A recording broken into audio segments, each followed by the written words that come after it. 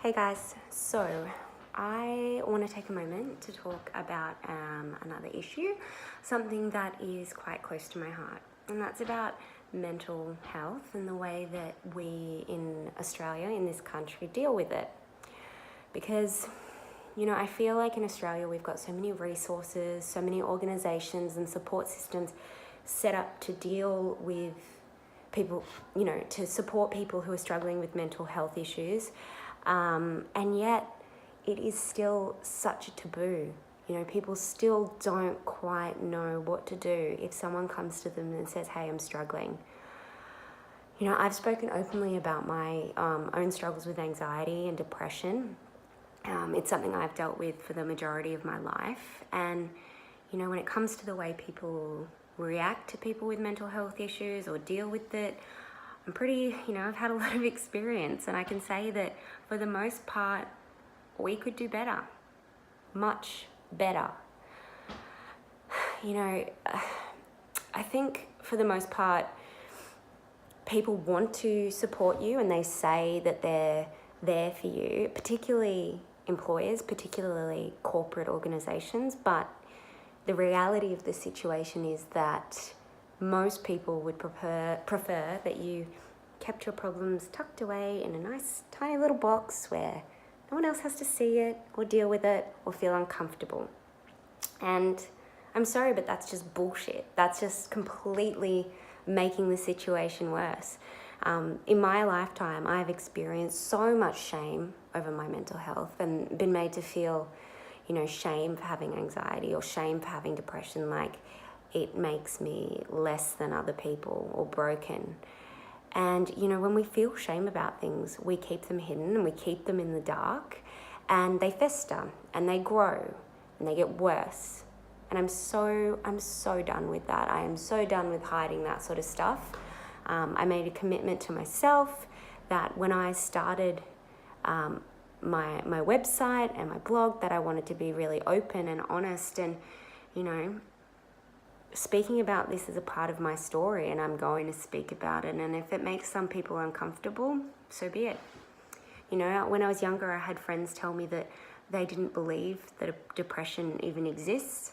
I've had employers question whether I was capable of doing my job because I asked for assistance because I was, struggling with going through a really bad period of anxiety, And I think, from an employer's perspective, if you can get to a point where you are supporting someone, that's amazing. It's great.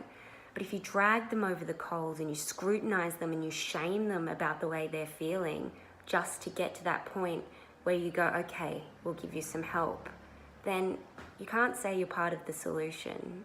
You're a part of the problem. I met a girl recently who worked for the EPA, or Employee Assistance Programs. And if you've ever worked in a corporate office, you'll know exactly what I'm talking about. When you start, you usually get a pack, and you'll have a little flyer in your pack from HR, and it'll say, if you're ever having any problems, you can call this number and get assistance for free. You also will get given one of those flyers if you ever end up in HR and you're upset about something, and usually it's, awkwardly slid across the table, hush hush, oh, you can call this number if you need help, like it's some dirty little secret. And, I explained, I just said to her, oh yeah, the flyer that's awkwardly passed across the table, and she laughed and said that's a really big problem that they're experiencing.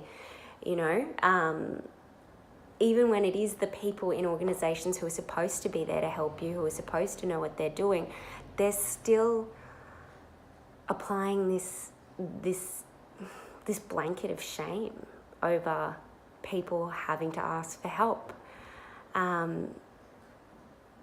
Just because you can't see something doesn't mean that it's not there. And likewise, just because you've never felt something, it doesn't mean that you should look on it with suspicion.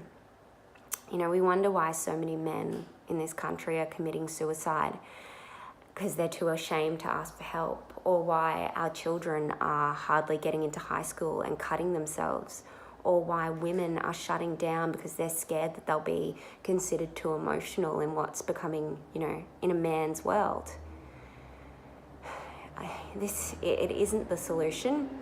It isn't even a band-aid to the solution. You know, we really need to, as a society, take stock of our own knee-jerk reaction to people raising their mental health issues and stop treating it like it's a dirty word or a shameful little problem that needs to be hidden. Because when we move these issues into the dark and we make people feel shame, they fester and they grow and they become worse.